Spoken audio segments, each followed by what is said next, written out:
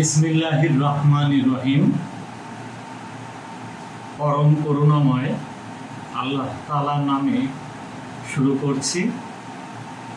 আসসালামু আলাইকুম প্রিয় ছাত্রছাত্রীরা, আজকে আমি জাতীয় বিশ্ববিদ্যালয়ের অধীন বাংলা বিএ সম্মান দ্বিতীয় বর্ষের বাংলা কবিতা 2 এই বিষয়ে মেঘনাদ বধ কাব্য নিয়ে আলোচনা করব। আর এই আলোচনাটি তোমরা যারা পাবলিক বিশ্ববিদ্যালয়ে পড়াশোনা করছো তাদের জন্য কাজে লাগবে। তো প্রথম স্বর্গের আলোচনা আমি আজকে করব। প্রথম স্বর্গের যে ঘটনা সেটা কি আমরা একটু প্রথমত এটার যে মূল কথা সেটা দেখি। প্রথম স্বর্গের প্রথম দিকেই মাইকেল মধুসূদন দত্ত স্তুতি বা বন্দনামূলক যে কিছু কথাবার্তা বলেছেন, সেটা হচ্ছে সেই দেবী সরস্বতী, যে হিন্দু পৌরাণিক মতে বা হিন্দু ধর্মে যে বিদ্যার দেবী, তার যে স্তুতি বা বন্দনামূলক যেটা আমরা মধ্যযুগের কবিতায় দেখতে পাই। এরপরে যে বীরবাহু যে যুদ্ধে মারা গেলেন সেই বিষয়টি আলোচনা প্রসঙ্গে এসেছে। সেই রাম এবং রাবণের যে যুদ্ধ, রাক্ষস রাজা, তো সেই বিষয়টি যে রাবণের সাথে যে রাক্ষস রাজা রাবণের যে যুদ্ধ হয়েছিল, এই বিষয়টি বা এই ঘটনাটি সেই রামায়ণ থেকে নেওয়া হয়েছে। সে যে আদি রচয়িতা বাল্মীকির যে রামায়ণ, সেই ঘটনাকে কেন্দ্র করে এই মধুসূদন দত্ত মেঘনাদ বধ কাব্যটি রচনা করেছেন।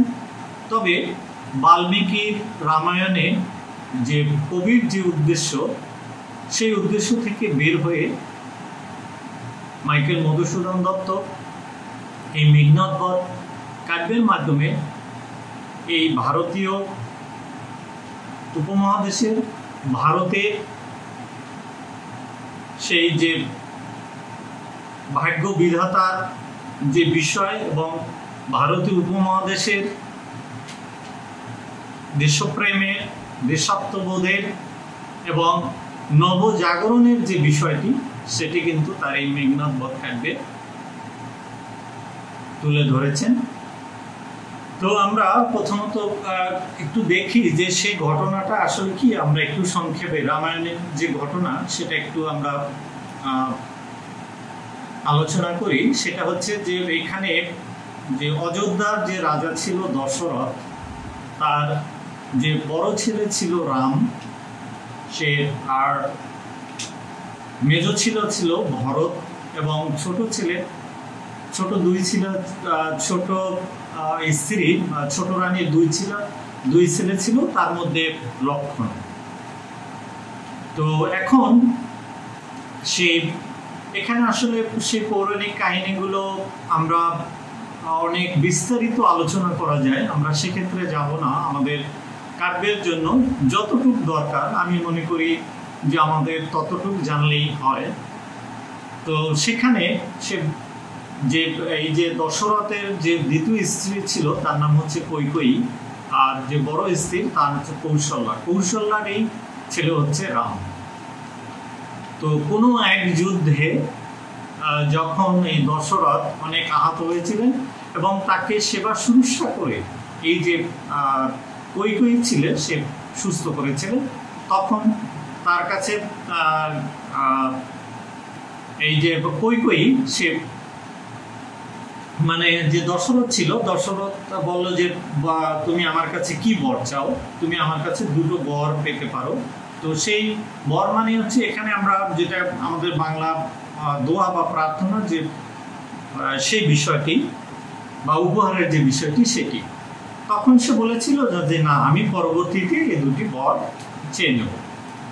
তো যখন রাম যেহেতু বড় ছেলে, রামই যে রাজ্যের রাজা হবে, তো রাম যখন বড় হলো তখন তাকে রাজ্যের মানে রাজা হিসেবে তাকে কি বলে যে রাজা হিসেবে তাকে নির্বাচিত করা হলো এবং তাকে রাজ্যে বসানোর ব্যবস্থা হলো। তখন সেই কৈকেয়ী ঝামেলা তৈরি করলো। অবশ্য সেখানে মন্থরা দাসী নামে একজন দাসীও কাজ করেছিল তাকে প্ররোচনার ক্ষেত্রে। তখন সে বলল রাজার কাছে যে না, আমাকে সেই যে আপনি যে দুটো বর দেওয়ার কথা বলেছিলেন সেই বর দুটো এখন আমি চাবো। তখন ঠিক আছে, তখন সেই যে দশরথ রাজা সে বলল যে হ্যাঁ ঠিক আছে, তাহলে তুমি বলো। তখন সে বলল যে আমি প্রথম বর হচ্ছে যে ভরত, মানে তার যে ছেলে ছিল মেজ রানী, সে হচ্ছে তার ছেলের নাম ছিল ভরত, যে ভরতকে রাজার আসনে রাজ্যাসনে বসাতে হবে এবং রামকে বনবাসে দিতে হবে 12 বছরের জন্য। এটা তো রাজা কখনোই চিন্তা করতে পারেন না, কিন্তু তার যে সেই যে বরের যে তার যে পুরোপুরি প্রতিশ্রুতি ছিল সেটা তো সে তাকে দিয়েছিল। তো যাই হোক, পরবর্তীতে রাম তার পিতৃসত্ত্বের জন্য সেটা যে বললো যে না, হ্যাঁ আমি অবশ্যই বনবাসে যাব, আমি আমার পিতৃসত্ত্ব রক্ষা করব। এবং সীতা যে ছিল সীতা বলল যে আমার স্বামী যদি বনবাসে যায় তো আমিও তার সাথে বনবাসে যাব। আর যে লক্ষণ ছিল, সে লক্ষণ বড় ভাইকে খুব ভালোবাসতো এবং শ্রদ্ধা করত। সে বলল দাদা যদি বনবাসে যায় তাহলে আমিও তার সাথে বনবাসে যাব। তো যাই হোক, এভাবে রামের যে বনবাসে আসার বিষয়টি স্থির হলো। তো রাম সেই সীতাকে নিয়ে বনবাসে আসলো।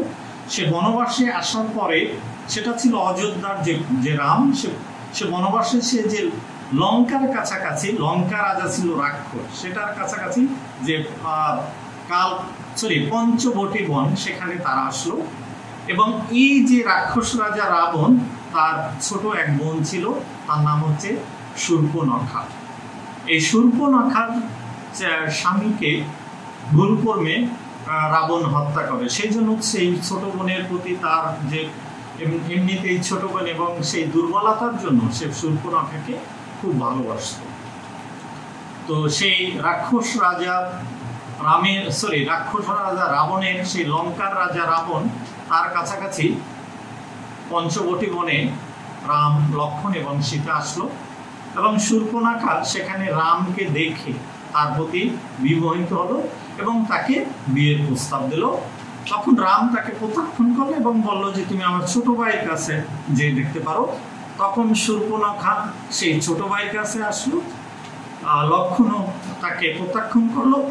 তখন সে রাগান্বিত হয়ে সে সীতাকে ভক্ষণ করার জন্য গেল।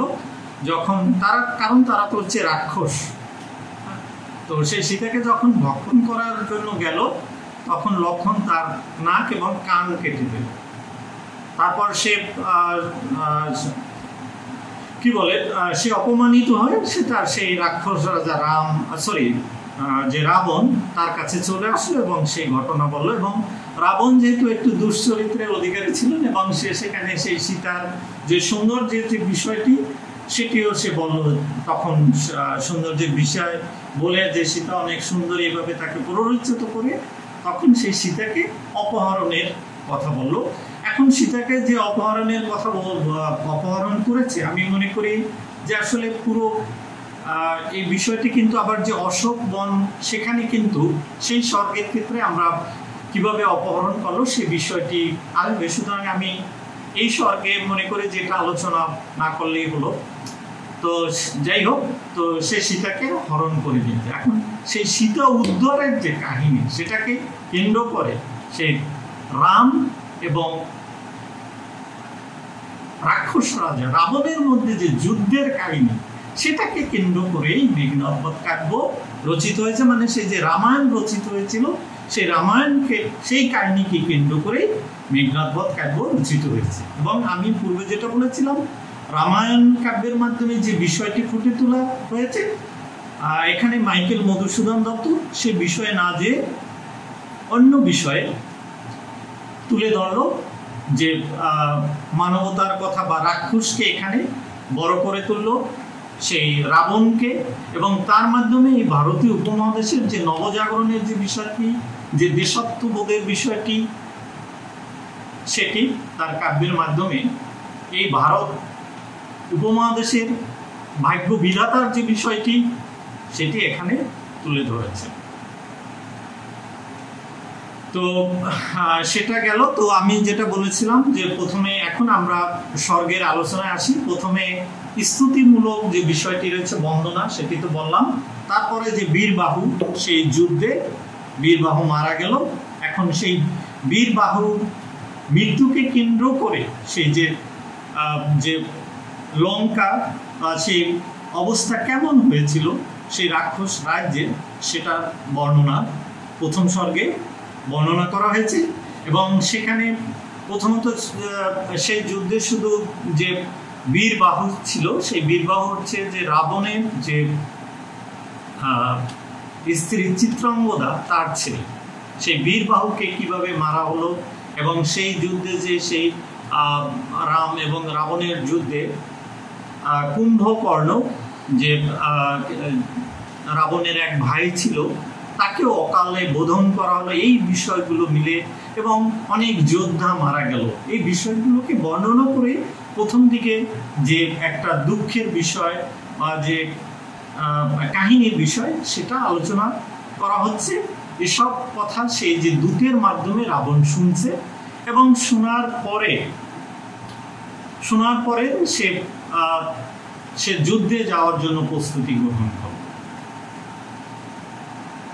সেই যুদ্ধে যাওয়ার প্রস্তুতির যে বিষয়টি, সেটার যে বর্ণনা, এই যুদ্ধে পরিস্থিতি যাওয়ার গ্রহণের এর মাঝে আবার যেহেতু মহাকাব্যের মধ্যে যে একটা কথা আছে যে স্বর্গ, মর্ত এবং পাতালের বিষয়টি থাকবে, সুতরাং সেই প্রথম স্বর্গে সেই পাতালের বিষয়টি নিয়ে আসলো।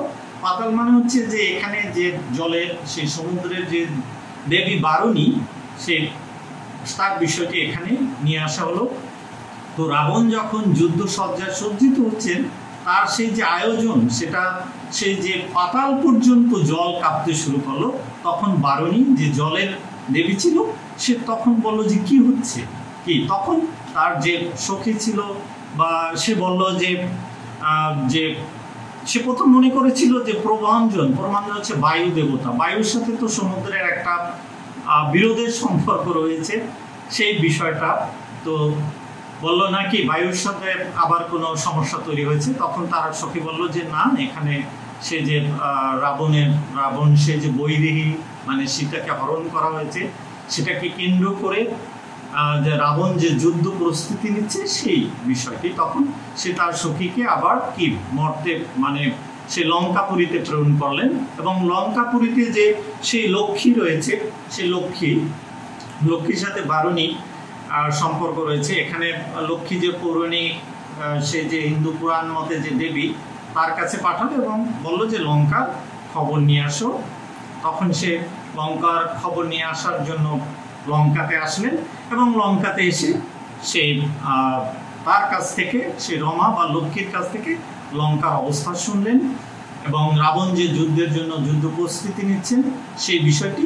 তখন সে বলল যে রাবণের তো সেই জয়ী সেই যে বাসব ত্রাস, বাসব মানে হচ্ছে যে দেবতাদেরও ত্রাস ছিল মেঘনাথ, সে রয়েছে, সে থাকতে কেন রাবণের এই অবস্থা।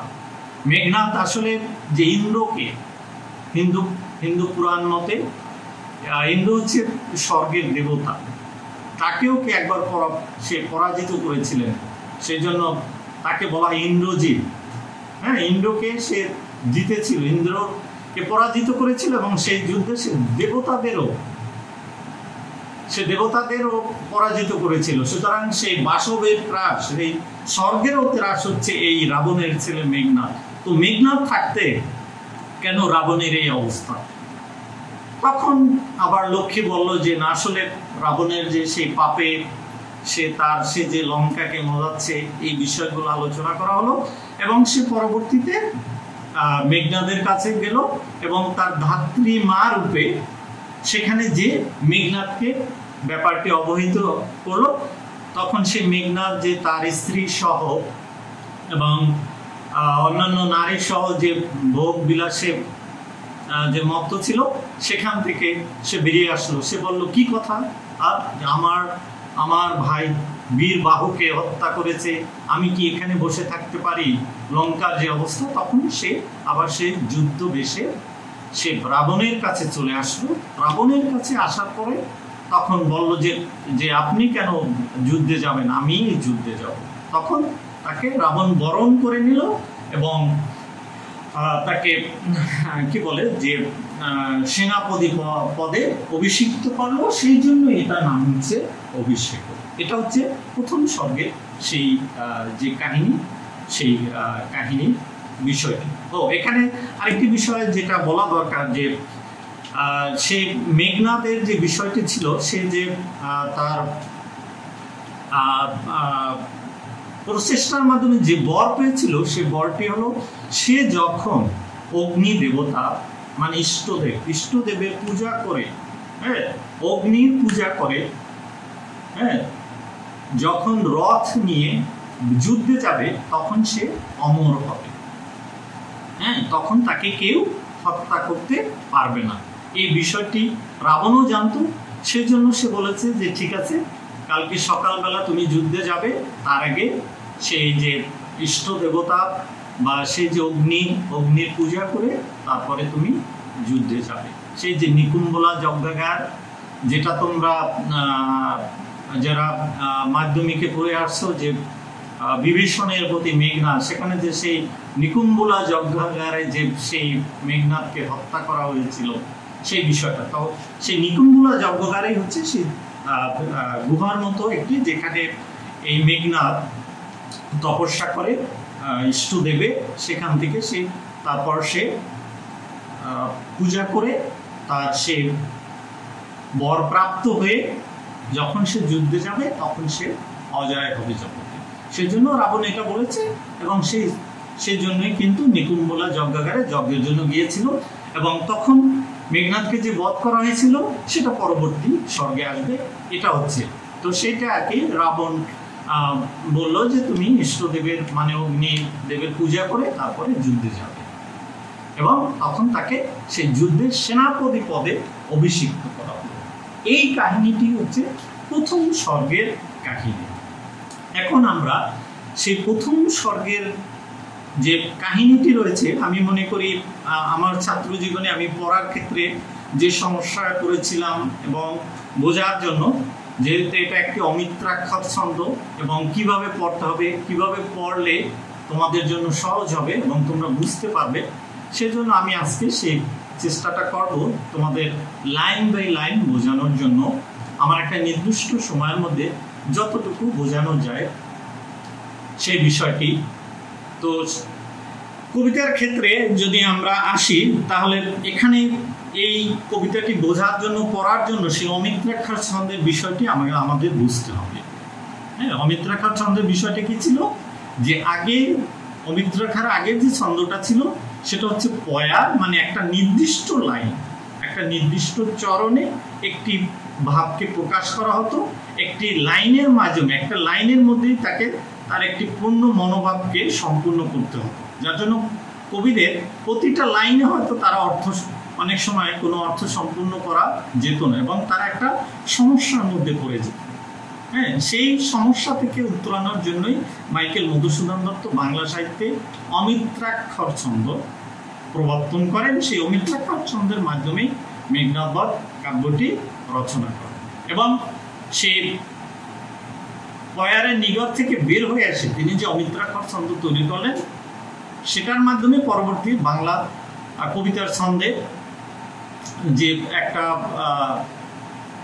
কি বলে, বাংলা কবিতার ছন্দে পরবর্তীতে যে একটা জাগরণের তৈরি হয়েছে, সেটাই অমিত্রাক্ষর ছন্দের মাধ্যমে তৈরি হয়েছে। এবং অমিত্রাক্ষর ছন্দকে কেন্দ্র করেই পরবর্তীতে রবীন্দ্রনাথ কি বলে সমিল প্রবাহমান পয়ার তৈরি করেছেন।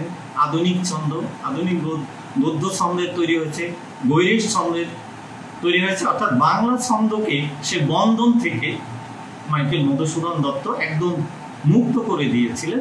সেই বিষয়টা জানবে, তাহলে তোমরা লাইন বাই লাইন পড়ার ক্ষেত্রে যে আমার ছাত্র জীবনে যে সমস্যা হয়েছিলেন, আমি তখন বুঝতে আমার যে সমস্যা হয়েছিল সেটাই আমি তোমাদের সাথে শেয়ার করব। সেই বিষয়টা যে আসলে লাইন থাকবে এখানে লেখার জন্য, হ্যাঁ, একটা পর্ব ছন্দের যে বিষয়টি পর্ব লেখার জন্য ফলো করা হবে যে প্রতিটি লাইন একটা নির্দিষ্ট পরিমাপের হবে এবং মাত্রার হবে, হ্যাঁ, কিন্তু তার অর্থ পরিপূর্ণ করার জন্য প্রতিটা লাইনে বাক্যের অর্থ চেষ্টা করে পরবর্তী লাইনের মধ্যে কবি ঢুকে গেছেন পরবর্তী অর্থ প্রকাশ করার জন্য পরবর্তী লাইনে গেছেন, কিন্তু সেই যে দৈর্ঘ্যের লাইনের যে দৈর্ঘ্যের সমতা সেটা রক্ষা করেছেন। এভাবে ছন্দের বন্ধন থেকে বাংলা সাহিত্যকে মুক্ত করেছেন।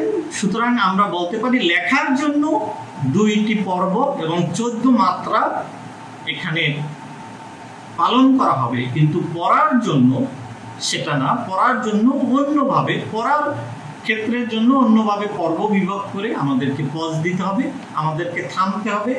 সুতরাং লেখার জন্য একরকম, পড়ার জন্য হচ্ছে আর একরকম হচ্ছে এই অমিত্রাক্ষর ছন্দ।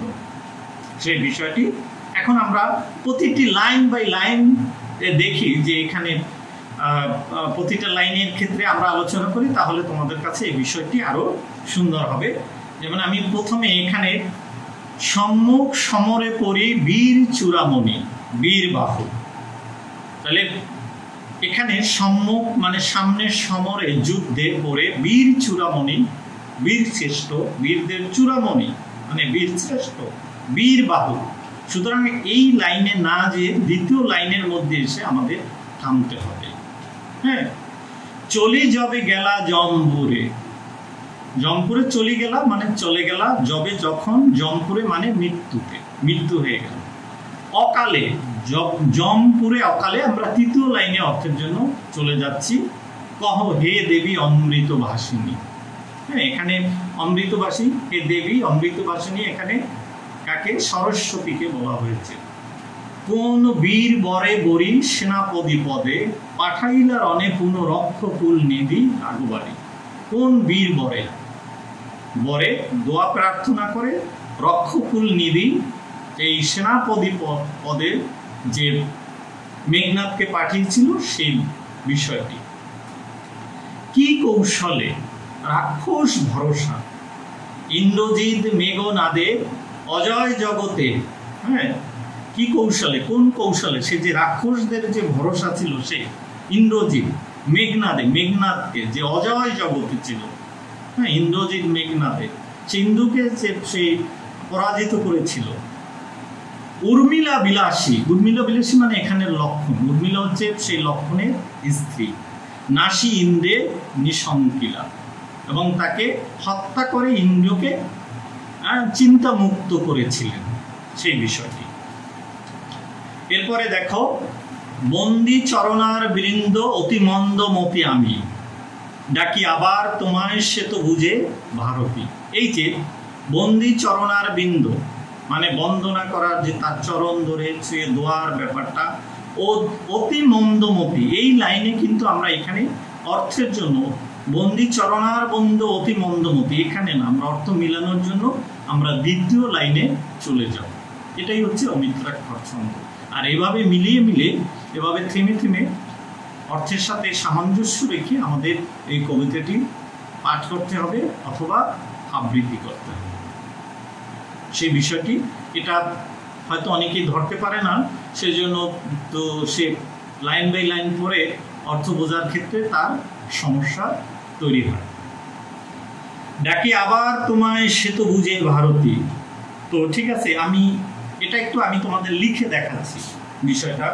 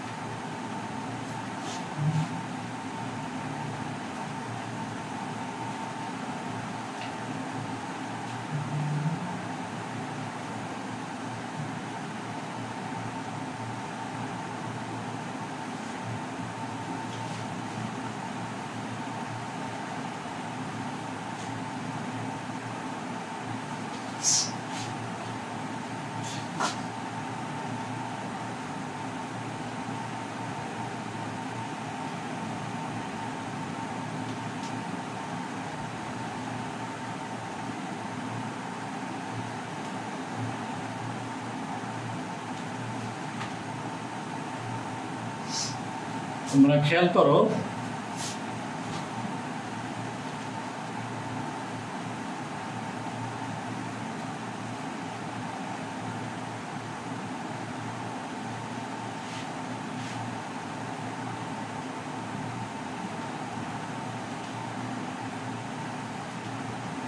এখানে খেয়াল করো আমি যেটা বলেছিলাম যে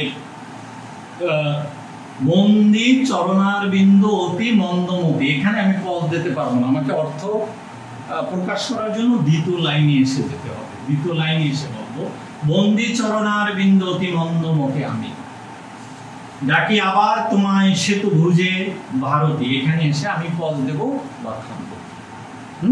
এই যে বিষয়টি, কারণ আগে এই একটা লাইনের মধ্যেই কোনো কবিকে তার সে যে আমরা পয়ার যে মধ্যযুগের যে কাব্য, সেখানে একটা লাইনের মধ্যে একটা অর্থকে শেষ করতে হতো, এটা থেকে মুক্তি দিয়ে এখানে এটাকে বলে অমিত্রাক্ষর, এবং এখানে শেষে যে অন্তানুপ্রাসের যে বিষয়টি সেটি তুলে দেওয়া হলো, যেমন তি যে, হ্যাঁ, সেই অন্তানুপ্রাস নেই।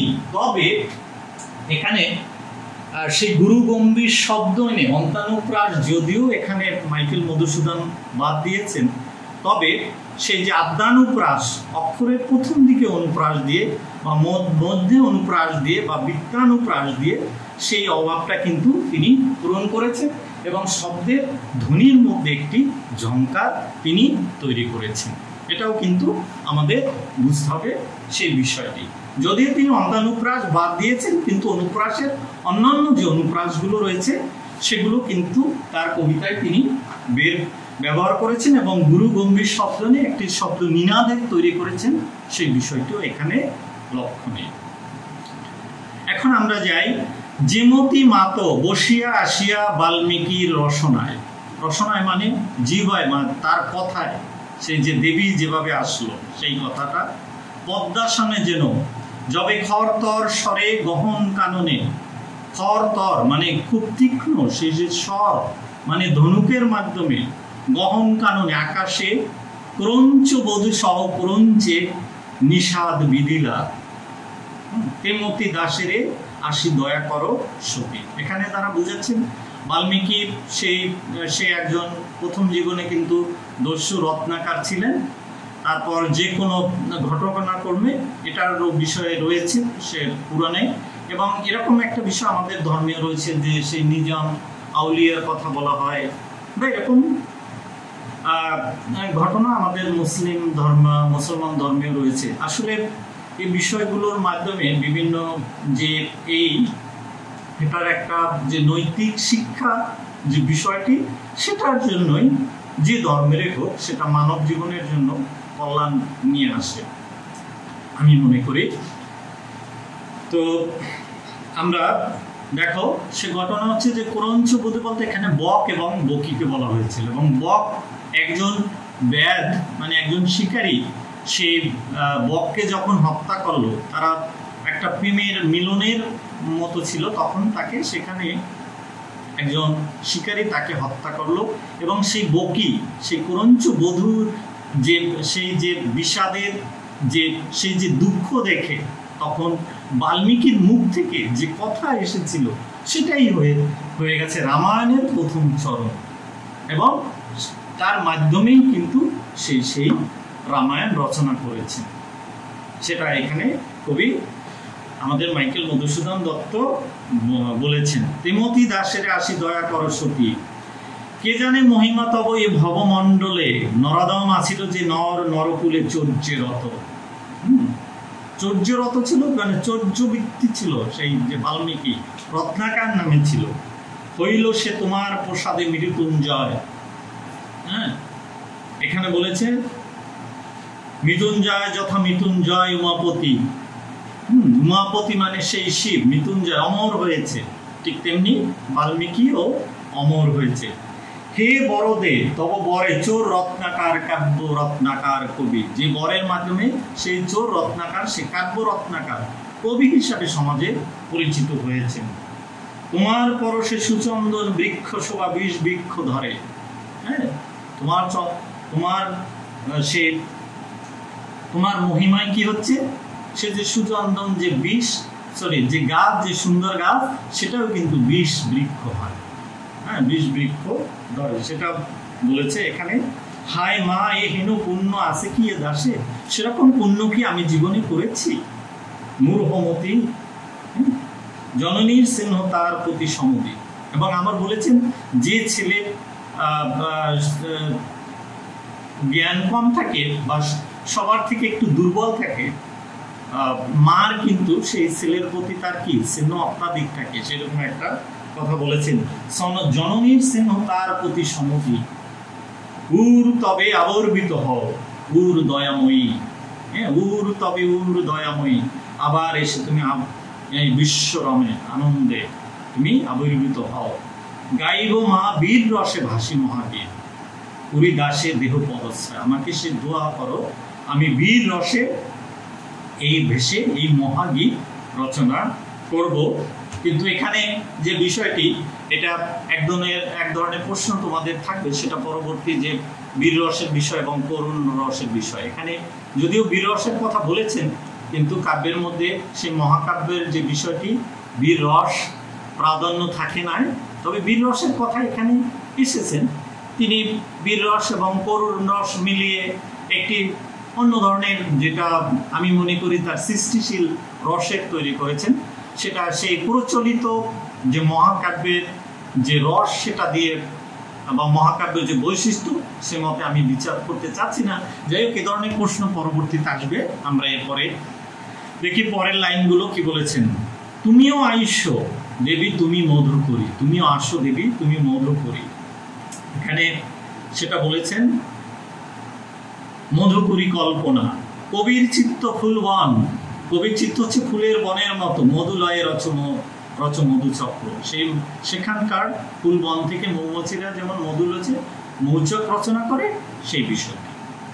গৌরজন যাহে আনন্দ করিবে পান সুধা নিরবধি।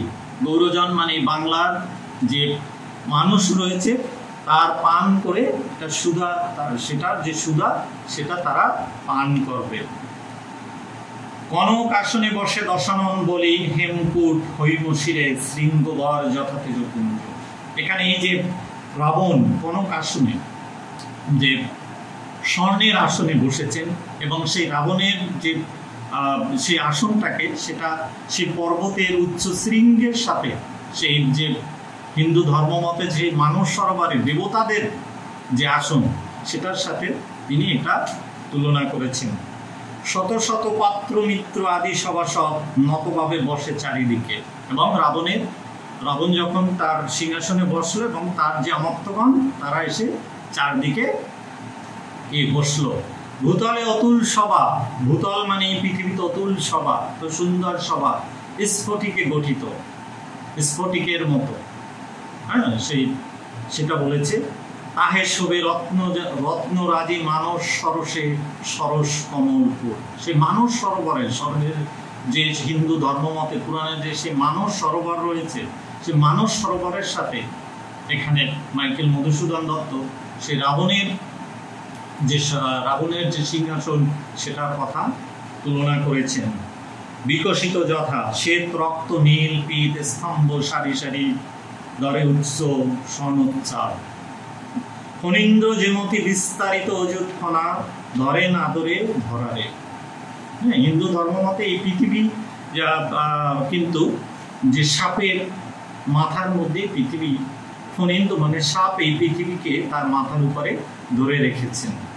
হ্যাঁ, অনেকগুলো সাপের মাথার উপরে এই পৃথিবী যেরকম আছে, সেই মণিমুক্তার উপরে ঠিক তেমনি সেই রাবণের যে রাজসভা, সেটাও ঠিক সেরকম। ঝুলিছে ঝলি ঝালরে মুক্তা পদ্মরাগ মরকত হীরা যথা ঝোলে। এবং সেই যে আলোকসজ্জার যে ব্যাপারটা, বিভিন্ন মুক্তার যে বিষয়টা, সেই সিংহাসনের সজ্জার যে বিষয়টা সেটা এখানে বলেছেন। পল্লবের মালা বরতালয়ে ক্ষণপ্রভা সমুহে আসে রতন সম্মবা বিভা ঝলসি নয়নে। সে তার যে সে যে আলোক দীপ্তি সেটার কথা এখানে বলেছেন। সুচারু চামর চারুলোচনা কিঙ্করি ঢুলায় মৃণাল ভোজ আনন্দে আন্দোলি চন্দ্রনলা। এবং সেই সবার বন্দনায় সেখানে যে চামর সেই যে পাখা কিভাবে তার যে বৃত্তরা রয়েছেন সুলোচনা তাদের সৌন্দর্যের বিষয় সেটা এখানে বলেছেন। ধরে ছত্র ছত্রাধর আহা হর কোপানালে কাম যেন রে না পুরি দাঁড়ান সে সবাতলে ছত্রধর রূপে। এবং ছত্রধর যে তাদের যে ছত্র ধরেছেন এখানে আরেকটা বিষয় আবার এসেছে হর কোপানলে কাম, এটার সাথে তুলনা করেছেন যে সেরকম যে শিব ছিল, তো শিবের তপভঙ্গ করার জন্য যে দুর্গা কাম যে সৌন্দর্যের যে দেবতা যে কাম তাকে পাঠানো হলো, কিন্তু সেই যে শিব ছিল তার তৃতীয় নেত্র থেকে, এটা হিন্দু পুরাণের কাহিনী, তৃতীয় নেত্র থেকে চক্ষু নেত্র থেকে যে আলো বিস্ফোরিত হলো সেখানে কাম ভস্ম হয়ে গেল। সুতরাং কাম যেভাবে ভস্ম হয়ে গেছে আলোতে, যে সেরকম যেন রাবণ ভস্ম বা সবাসদ ভস্ম না হতে পারে সেজন্য সেরকম ছত্র মানে সেরকম পাখা বা সেরকম ছাউনি দেওয়া হয়েছে। এই বিষয়টি এখানে উপমার যে বিষয় সেটি কথা এখানে বলেছেন। তো আমি মনে করি যে এভাবে তোমাদের বিশ্লেষণ করে আমি একটা নির্দিষ্ট সময়ের মধ্যে আমি ক্লাসটা শেষ করতে চাচ্ছি। সুতরাং প্রতিটা লাইনের বিশ্লেষণ এখানে সম্ভব হচ্ছে না, তাই আমি এই বিশ্লেষণ আর কয়েকটি লাইনের বিশ্লেষণ করে আমি এখানে শেষ করব। ফের দ্বারে দৈবারিক ভীষণ মূরতি পাণ্ডব শিবির দ্বারে রুদ্রস্বর যথাশুল পানি। দৈবারিক মানে হচ্ছে দারোয়ানরা যে পাহারা দিচ্ছেন সেটার সাথে তুলনা করেছেন তাদের যে ভীষণ মূরতি, যে তাদের সে যে কঠিন ভাবে যে পাহারা দিচ্ছেন সেটাকে তুলনা করেছেন যে শিবের সাথে। শিব যে পাণ্ডবদের যে পাহারা দিয়েছিল, পাণ্ডব শিবির দ্বারে রুদ্রেশ্বর যথাশুল পানি, শুল মানে ত্রিশূল, পানি মানে হাতে। এখানে রুদ্রেশ্বর মানে এখানে শিবকে বোঝানো হয়েছে। হিন্দু পৌরাণিক যে পুরাণের যে দেবতা শিব, সেই শিব যেভাবে পাণ্ডবদের দ্বারে পাণ্ডবদের রক্ষা করেছিলেন, ঠিক তেমনি ভাবে রাবণের দারোয়ানরাও তাদেরকে সেভাবে দাঁড়িয়ে অতি কঠিন ভাবে ভীষণ মূরতি করে সেই রাজ্যকে পাহারা দিচ্ছে সে বিষয়টি। তো আমি আজকে বিশ্লেষণের যে বিষয়টি এ পর্যন্তই রাখবো। এখন আমরা এটা যেহেতু আমরা বিশ্লেষণ করলাম, এখন আমি একটু পাঠ করছি, তোমরা শোনো। সম্মুখ সমরে পড়ি বীর চূড়ামণি বীর বাহু চলি যাবে গেলা জনপুরে, অকালে কহ হে দেবী অমৃত ভাসিনী। কোন বীর বরে বরি সেনাপতি পদে পাঠাইলা রণে পুনঃ রক্ষকুল নিধি রাগবাড়ি। কি কৌশলে রাক্ষস ভরসা ইন্দ্রজিৎ মেঘনাদে অজয় জগতে উর্মিলা বিলাসী নাসী ইন্দ্রে নিঃশঙ্কিলা। বন্দি চরণার বিন্দ অতি মন্দমতি আমি ডাকি আবার তোমায় শ্বেত বুঝে ভারতী। যেমতি মাত বসিয়া আসিয়া বাল্মীকির রসনায় যবে খরতর স্বরে গহন কাননে ক্রঞ্চ বধূ সহ ক্রঞ্চে নিষাদ বিদিলা। তিমতি দাসেরে আসি দয়া কর সতী। কি জানি মহিমা তব এই ভবমণ্ডলে নরধাম আছিল যে নর নরকুলে চর্যে রত। হইল সে তোমার প্রসাদে মৃত্যুঞ্জয় যথা মৃত্যুঞ্জয় উমাপতি। হে বরদে তব বরে চোর রত্নাকার কাব্য রত্নাকার কবি। তোমার পরশে সুচন্দন বৃক্ষ শোভা বিষ বৃক্ষ ধরে। হায় মা এ হীন পুণ্য আছে কি এ দাসে। কিন্তু যে গো গুণহীন সন্তানের মাঝে মূঢ়মতি জননীর স্নেহ তার প্রতি সমতি।